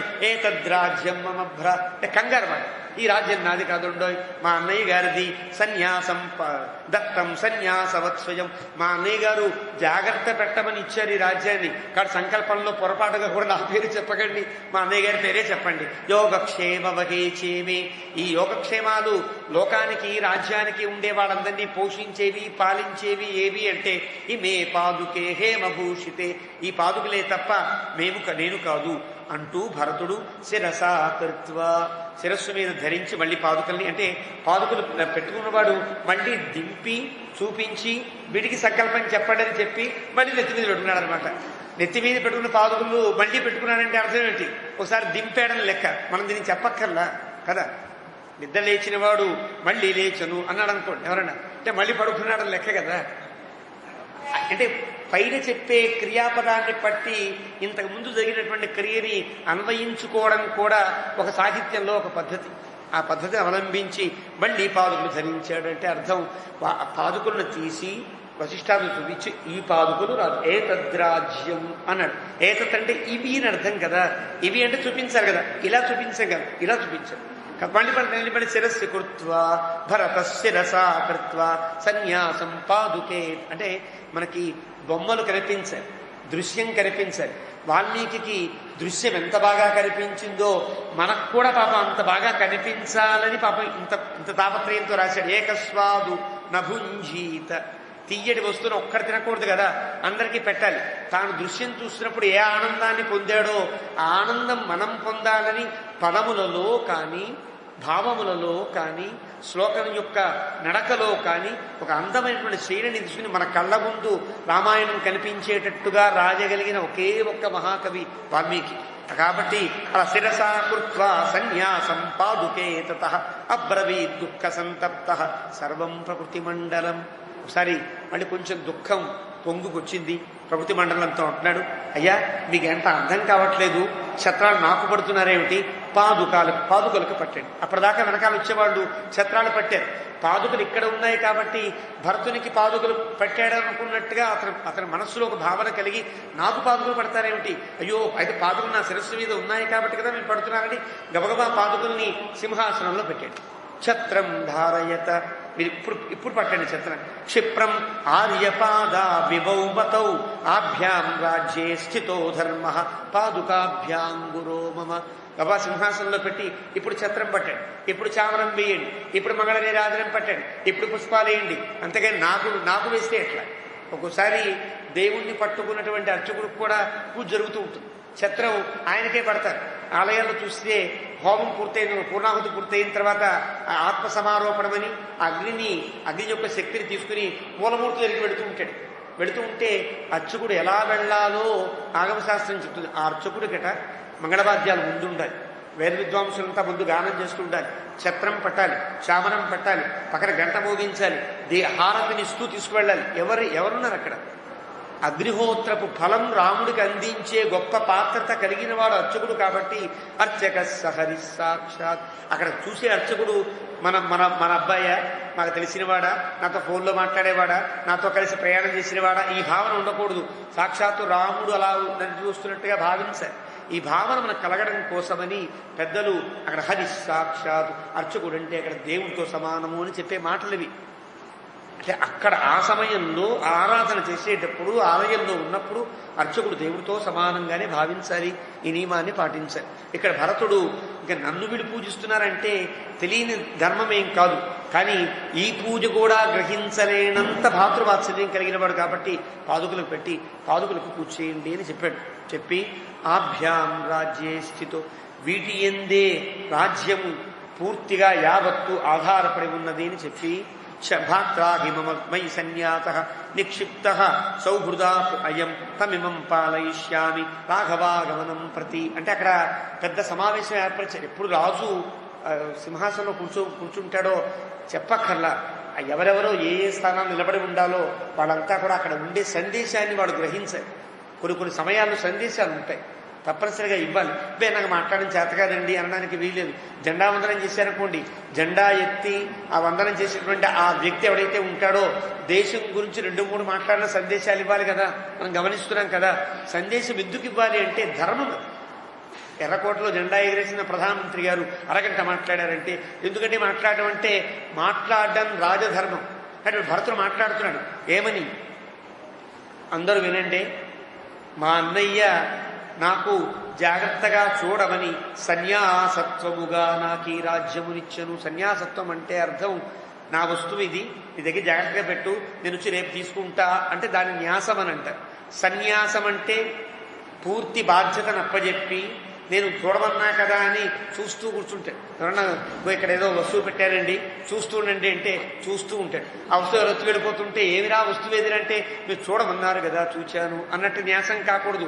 సన్యాసం ఉత్తమమైన న్యాసము అంటే రాముడు నా మీద ఏ నమ్మకంతో అయితే రాజ్యాన్ని నాకు ఇచ్చాడో ఈ రాజ్యాన్ని 10ంతలు 1000ంతలు కోటింతలు చేసి వాడి రాముడికి ఇవ్వాలి. కాబట్టి ఆ రకంగా సన్యాసం బాధ్యత పొంది ఉన్నాను. కాబట్టి అంటే అర్థం నేను కాదు అంటే నీ శాసనం మాకు అక్కర్లేదు అనకూడదు కదా ప్రజలు.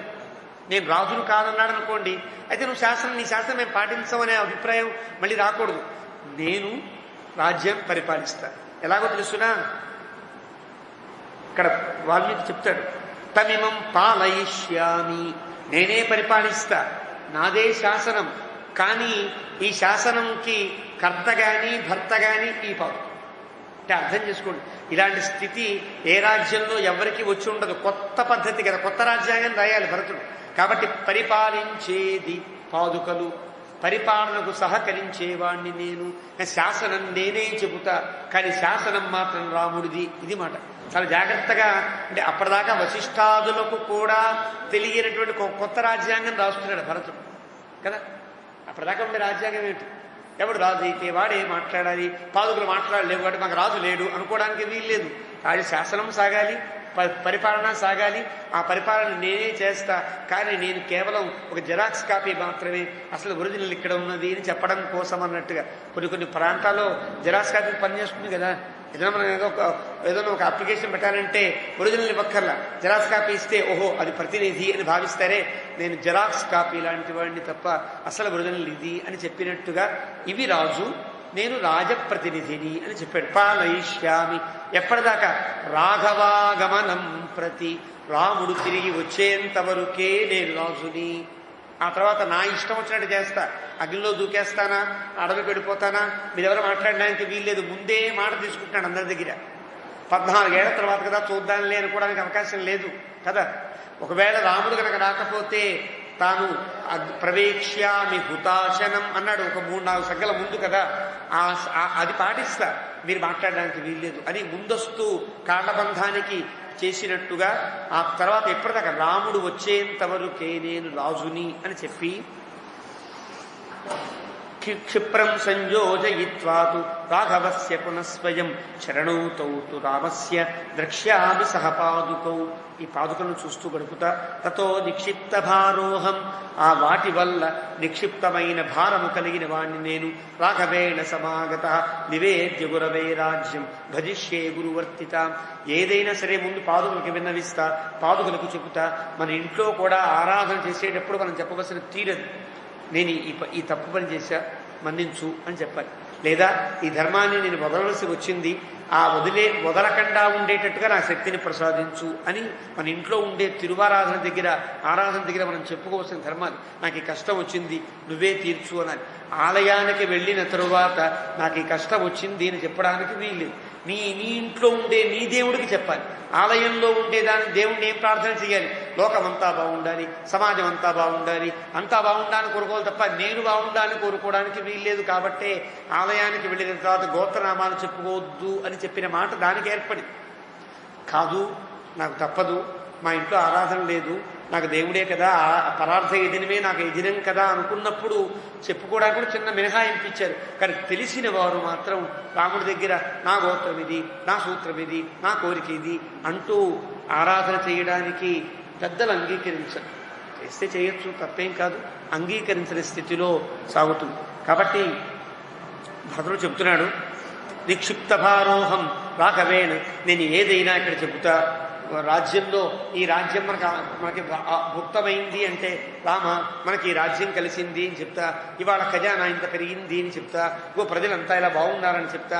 చిన్న బాధ కలిగితే ఈ రకంగా నేను దాన్ని నివారించానని చెబుతా. ప్రతీదీ నేను చెబుతాను ఈ పాదుకులకి. పిచ్చివాడు అనుకోకండి, పాదుకులతో మాట్లాడుతున్నాడు అనుకోకండి. నేను ఇక్కడ విన్నవించాలి, ఇక్కడ విన్నవిస్తే రాముడికి విన్నవించినట్టు లెక్క. ఇది మన ఇంట్లో ఉండే దేవుళ్ళ దగ్గర, మన ఆలయంలో ఉండే అర్చామూర్తుల దగ్గర మనం ఎలా బతకాలో భరతుడు ప్రత్యక్షంగా ఆచరించి చూపిస్తున్నాడు. ఇది మనం గమనించాలి. భరతుడి రామాయణంలో అర్చామూర్తి యొక్క ప్రాధాన్యం ఎంత ఉన్నదో మనకి అడుగడుగునా చెబుతారు. కళల యొక్క ప్రాధాన్యం ఎంత ఉన్నదో చాలా చోట్ల చెబుతారు వాల్మీకి. అంటే సమగ్రమైన ఆధ్యాత్మిక జీవనాన్ని, సామాజిక జీవనాన్ని అంది ఇచ్చినటువంటి మహేతిహాసం రామాయణం. కాబట్టి ఇలా ఉంటారు. రాఘవేణ నివేద్య గురవే రాజ్యం భజిష్యే గురువృత్తితం, అలా ఉంటారు. రాఘవాయ సన్యాసం దత్వా ఇమే వరపాదుకే రాజ్యం చేదమయోధ్యాంచ పాపో భవాంచ. ఇలా రాజ్యం చేసి ఏ పాపము లేనివాడనవుతాను. ఇంకా తన మీద ఇంకా కొంత ఆ పాపం ఉన్నదని భావన, పాపము లేకపోయినా కూడా ఇలా చేస్తే తప్ప నా వల్ల కలిగిన ఈ ఉపద్రవానికి మన్నిమిత్తం అన్నాడు కదా రఘునందనస్య మత్పాపమేవాత్ర నిమిత్తమాసీత్ వనప్రవేశే రఘునందనస్య. అయోధ్యకణ ప్రారంభంలో చెప్పాడు, నా పాపం వల్లే రాముడు అడవికి వెళ్ళాడనేటువంటి ఆ భావన కలిగిన వాడు. కాబట్టి ఇలా గనక చేస్తే నేను ధూతపాపో భవామి, ఏ పాపము లేని వాణ్ణవుతా అని సభలో ప్రకటించాడు. అసలు ఉండే గొప్పతనం అని. అభిషిక్తే తు కాకుత్స్తే ప్రహృష్టముదితే జనే ప్రీతిర్మజేశ్చైవ భవేద్రాజ్యాత్ చతుర్గుణం. అభిషేచనం రాముడికి పాదుకలకైంది. ప్రజలంతా ఆనందిస్తున్నాం, మనమంతా కూడా. కాబట్టి ఇక్కడ నుండి రాజ్యము చతుర్గుణంగా, 4 ఇంతలుగా రాజ్యం పెరిగేటట్టుగా రాముడు అనుగ్రహించుగాక అంటూ రాముని యొక్క ఆ ప్రకటన ముగించాడు. ఏవంతు ఇలాగా ఎలా మాట్లాడాడు భరతుడు? శాసనంగా మాట్లాడా? కాదు. విలపన్ దీన భరత సమహాయశా. అక్కడ కూడా కనుక నేను రాజును కాను, రాజీనా నేనే పరిపాలిస్తా అన్నాడంటే రాజసం ఉట్టిపడినట్టు లెక్క. ఎలా మాట్లాడాడు? ఇలా పరిపాలిస్తానండి, ఇలా చెయ్యాలి, ఇలా అనుకుంటున్నాను అంటూ బాధపడుతూ. విలపన్ అంటే అర్థం బాధతో కూడిన మాటలు మాట్లాడుతూ అని అర్థం. రుదన్ అంటే ఏడుస్తూ, విలపన్ ఏడుస్తూ మాట్లాడుతూ అర్థం. అంటే 2 పనులు సక్రమంగా సమన్వయంతో సాగితే విలపన్ అని అంటాడు వాల్మీకి. దీన భరత సుమహాయశ. ఇతను దీనుడే కావచ్చు కానీ విన్నవాళ్ళంతా అబ్బబ్బా ఎంత గొప్పవాడినా అనిపించేటట్టుగా. నందిగ్రామే అకరోద్రాజ్యం, రాజ్యాన్ని పరిపాలించాడు. దుఃఖితో మంత్రిభిः సహ. ఎప్పుడు సుఖిత అనే పదం ఉండదు. దుఃఖిత అంటే అర్థం ఎప్పుడూ ఏడుస్తున్నాడని అర్థం కాదు. ఇది గుర్తించాలి.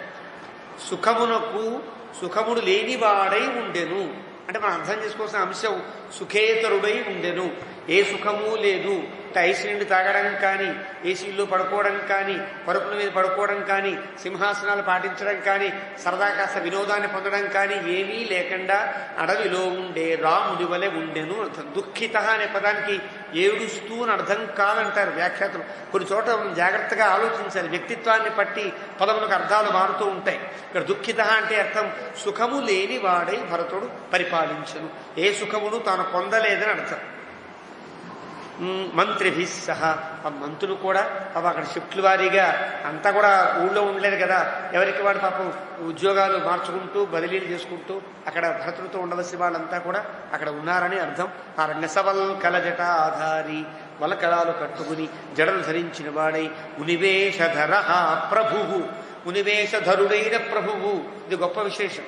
అంటే మునివేషంతో ఉండే రాజు భరతుడంటే. అలాంటి రాజు నందిగ్రామే అవసద్వీర, మంచి వీరుడై అంటే శత్రువుల పట్ల వీరుడై ఉన్నాడు, ప్రజల పట్ల ప్రభువై ఉన్నాడు, అందరి ధర్మం పట్ల మునివేషధరుడై ఉన్నాడు. 3 పదాలు ఒక శ్లోకంలో చెప్పాడు వాల్మీకి. అది గొప్పతనం. అంటే సవల్కల జటాధారి మునివేషధర, ధర్మం పట్ల మునిలా ఉన్నాడు. ప్రభువు, ప్రజల పట్ల ప్రభువులా ఉన్నాడు. నందిగ్రామే అవసద్వీర, శత్రువులందరికీ మహావీరుడులా ఉన్నాడు. ససైన్యో భరత సదా, ఒక రాజు ఎలా ఉండాలో అలా ఉన్నాడు, ఒక ధార్మికుడు ఎలా ఉండాలో అలా ఉన్నాడు, ప్రభువు ఎలా ఉన్నాడో అలా ఉన్నాడు. 3 పాత్రలు వహించాడు భరతుడు. ఎవరికైనా ఇన్ని పాత్రలు వహించే అవకాశం లభించదు. ఇది బహుపాత్ర అభినయం సుమ, బహుపాత్ర జీవనం భరతుడికి ఏర్పడిన గొప్ప వరం. అలాగా అద్భుతంగా ఒక వీరుడై, ఒక ప్రభువై, ఒక ధార్మికుడై రాజ్యాన్ని చేస్తున్నాడు భరతుడు. రామాగమనమాకాంక్షన్, రాముడెప్పుడు వస్తాడా అని రోజులు లెక్క పెట్టుకుంటున్నవాడై భరతో భ్రాతృవత్సల, భరతుని యందు రాముని యందు వాత్సల్యం అంటే అర్థం ప్రేమ. అత్యంత ప్రేమ కలిగినప్పుడు వాడు పెద్ద నేను చిన్న అనే భావన పోతుంది. నిజానికి వాత్సల్య అనే వత్సల అనే పదాన్ని పెద్దవాడు చిన్నవాడి పట్ల చూపించాలి. కానీ ఇప్పుడు భరతుడు రాముడి పట్ల చూపిస్తున్నాడు వాత్సల్యం అంటే. ఆ ప్రేమలో పెద్ద చిన్న అనే భావన ఉండదు. అది మాట. మనం భగవంతుడికి మంగళం పాడుతున్నామంటే ఎందుకు మంగళం పాడుతాం? నువ్వు బాగుండాలి, నువ్వు బాగుండాలి అని మనం దేవుడిని అంటామా? దేవుడు నువ్వు బాగుండాలి, నువ్వు బాగుండాలట. మనని బాగుండేటట్టుగా చేసే దేవుడు బాగుండాలని కోరుకుంటామంటేనే నేను గొప్ప, దేవుడు తక్కువ అనే భావం కలిగిందా? కలిగినట్టు కాదు. కానీ దేవుణ్ణి బాగా చూసుకోవాలనే భావన పెరిగింది అంటే వాత్సల్యం పెరిగినట్టు లెక్క. అక్కడ చిన్న పెద్ద తారతమ్యం ఉండదు. చిన్నవాడు కూడా దేవుడికి మంగళం పాడొచ్చు. అందుకనే మనకి మన పెద్దలు సత్సంగం అనగానేమి అని అంటారు. సత్సంగం అంటే ఏంటి? కవులు చెప్పేవాళ్ళు, ఉపన్యాసాలు చెప్పేవాళ్ళు వీళ్ళంతా అక్కడ సత్సంగం అవుతుందా? కాదు. దేవుడికి మంగళము పాడేవారు ఎంతమంది సమకూరితే అది సత్సంగం. ఇది ఎవరు చెప్పారు? ఆళ్వార్ల ప్రబంధములలో, ఋషుల యొక్క విధానములలో, ముఖ్యంగా వాగ్గేయకారులు మహానుభావులు నీ నామ రూపములకు నిత్య మంగళం. భగవంతుని రూపం లోకంలో బాగుండాలి, భగవంతుని గుణం బాగుండాలి, సద్గుణమై సగుణమై సాకారమై ఈ లోకంలో భగవంతుని యొక్క ఉనికి స్థానం ఉండాలని కోరుకున్న వారందరికీ ఈ మంగళం పాడే అవకాశం ఉంటుంది. నేనే దేవుణ్ణి అనుకున్నా లేదా దేవుళ్ళో లీనమయ్యేంత గొప్ప జ్ఞానవంతుడైనా అతనికి మళ్ళీ వేరే దేవుడు కనిపించడు, ఆరాధన ఉండదు, అతను అవధూత స్థితిలో ఉంటాడు. మంగళం పాడే స్థితి ఎవరికి ఏర్పడుతుంది? భగవంతుడు ఉన్నతుడు, నేను దాసుణ్ణి అనే భావన కలిగిన వాళ్ళకే మంగళం చేసే అవకాశం లభిస్తుంది. ఆ మంగళం కూడా నేను బాగుందా అని కాకుండా దేవుడు బాగుందా అని కోరుకోగలిగితే అది సత్సంగం. అందుకనే రామానుజులు గారు పరమపదించే సమయంలో 82 వార్తలు చెబుతారు, 82 విషయాలు చెప్తారు. ఇంకా పరమపదించే క్షణములలో ఇలా ఉండండి, ఇలా ఉండండి, ఇది చదవండి, ఇలా ఉండండి, ఈ పని చేయకండి అని చెప్తున్న సమయంలో మీరు ఎక్కువగా భగవంతునికి మంగళము పాడేటట్లుగా మీ మనస్సులను పెంపొందించుకోండి అని చెప్తారు. అది గొప్ప విశేషం. అంటే భగవంతుడు బాగుండాలి, భగవంతుడి యొక్క ధర్మము సంప్రదాయములన్నీ లోకంలో బాగుండేటట్టుగా చూసుకోవాల్సిన బాధ్యత భక్తుల మీద ఆధారపడి ఉంటుంది. భక్త అనే పదమునకు అర్థం అదే. అంటే భగవంతుని తత్వాన్ని లోకంలో భాగస్వామ్యాన్ని పొంది దాన్ని నిలబెట్టడం కోసం ఉండేవాడే భక్తుడు. అంతే తప్ప నేను భజన చేసుకుంటూ లోపల కూర్చుంటే లోకంలో ఏమైపోతే నాకే, ఆలయాన్ని ఎవరు కొట్టిస్తే నాకే, నేను లోపల భజన చేస్తూ కూర్చుంటా, ధర్మం ఏమైపోతే నాకే, నాకు నా ధర్మం నాకు ఉంది కదా, ఇలాంటి భావన పనికిరాదు. ఏం చెప్పాడు వాల్మీకి? భూతానుకంపాంచ పరాక్రమంచ. సత్యము, ధర్మము, పరాక్రమము అన్నీ ఉంటేనే భక్తి సంపూర్ణమైనట్లు లెక్క. కాబట్టి రాజ్యం కోసం, దేశం కోసం, ధర్మం కోసం కూడా మన యొక్క స్థితిని, మన యొక్క భావాన్ని పెంపొందించవలసిన అవసరం ఉంటుంది. భగవంతుడికి మంగళం పాడడమే భక్తుల యొక్క ప్రధాన లక్షణము. అలాగా పాదుకే త్వభిషిచ్య, ఆ విధంగా పాదుకులకి పట్టాభిషేకం చేసినటువంటి వాడై నందిగ్రామంలో ఉన్నాడు. భరత శాసనం సర్వం, రాజ్యాంగం అంతా, శాసనం మొత్తాన్ని కూడా పాదుకాభ్యాన్యవేదయతు, ఎప్పటికప్పుడు పాదుకులకు చెప్తున్నాడు. అన్నయ్య ఇలా చెప్తా, అన్నయ్య ఈ రకంగా చేస్తా అంటూ ముందు అక్కడ వాగ్దానాన్ని ప్రకటించి తర్వాత శాసనాన్ని ప్రకటిస్తున్నాడు. అంటే ఉదాహరణకి మనం ఈ రాజ్యానికి గతయాత్రకు వెళుతున్నాము అని చెప్పాలనుకోండి, ఎక్కడ చెప్పాలి? ముందు పాదుకులకి చెప్పి తర్వాత దాన్ని శాసనంగా ప్రకటించాలి. అప్పుడు రాముడు చెప్పినట్టు లెక్క. ఇలా ఈ విధంగా తతస్తు భరత శ్రీమాన్, అన్నీ విడిచిపెట్టేసి, సుఖాలన్నీ విడిచిపెట్టి, ఏ సుఖము వద్దనుకున్నటువంటి భరతుడిని వాల్మీకి శ్రీమాన్, గొప్ప ఐశ్వర్యవంతుడు అని అంటారు. అది ఐశ్వర్యం అంటే. అలాగే శ్రీమాన్ అభిషిచ్య ఆర్యపాదుకే, అన్నగారి యొక్క పాదుకలకు అభిషేకం చేసిన వాడై, తదధీన, పాదుకలకు తాను అధీనుడై, తదా రాజ్యం కారయామాస సర్వదా, రాముని యొక్క హస్తకుడై, రాముని యొక్క ప్రతినిధిగా రాజ్య పరిపాలన చేశను. తదాహి యత్కార్యముపైతి కించిత్, ఏ పని ఎక్కడ ఏర్పడినప్పటికి కూడా ఉపాయనంచ ఉపహృతం మహార్హం.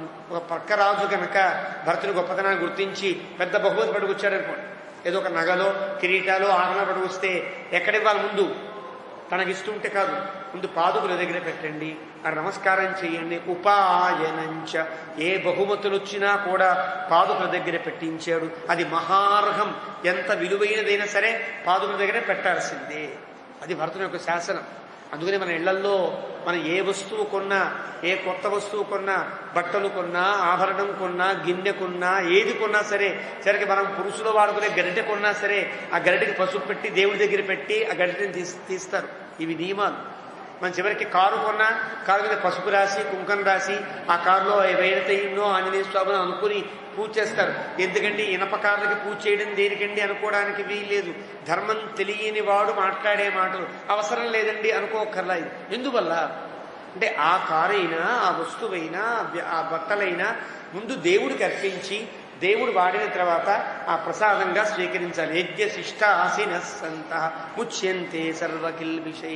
గీతలో పరమాత్మ చెబుతాడు, దేవుడికి ఇవ్వకుండా నువ్వు ఏ వస్తువు వాడినా సరే అది పాపాన్ని మూటగట్టినట్టు లెక్క.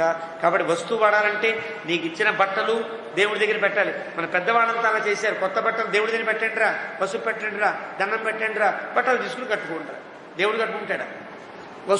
ఏ వస్తువైనా మీరు టీవీ కొన్నారా, టీవీకి పసుపు పెట్టాలి, ఓంకారం చుట్టాలి, శ్రీకారం చుట్టాలి. ఆ టీవీలో ప్రపంచాన్ని చూపించేవాడు ఎవరు? కృష్ణ పరమాత్మ నోరు విప్పి ప్రపంచాన్ని చూపించాడు కాబట్టి కృష్ణుడే టీవీ అనుకో. ఈ భావన సాగర్. ఏ వస్తువైనా సరే భగవన్మయంగా భావించగలిగే స్థితి రావడం కోసమని ఏదైనా సరే సపాదుకాభ్యాం ప్రథమం నివేద్య, ఏదైనా ముందు పాదుకలకు అర్పించి చకార పశ్చాత్ భరతో యథావతు. ప్రయోగాలే గొప్పది. ఆ తరువాత ఎలా చేయవచ్చును అలా వాటిని యథావత్తుగా ఆచరించును భరతుడు. ముందు పాదుకలకు సమర్పించిన తరువాతే అన్ని పనులు చేసిన భరతుడు అంటూ భరతుని యొక్క ఆదర్శాన్ని, భరతుడు ఎలా చేశాడో అలా మీరు ఆచరించి తరించండి అంటూ వాల్మీకి స్పష్టంగా మనకి చెప్పిన వాడే 115వ సర్గను ముగించాడు. రామానుగ్రహం చేత 116వ సర్గని రేపు 116, 17, 18, 19 కూడా చెప్పుకునే ప్రయత్నం చేద్దాం. 5:30కి ఖచ్చితంగా వస్తా.